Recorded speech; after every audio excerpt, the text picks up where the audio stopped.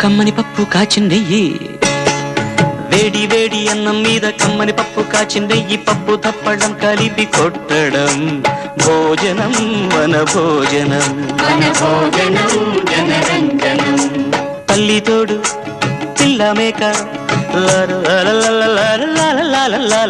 తల్లి తోడు పిల్ల మేక ఆలు మగలు అత్త కోడలు బాసు బంటూ ఒకటేనంటూ కలవడం భోజనం వన భోజనం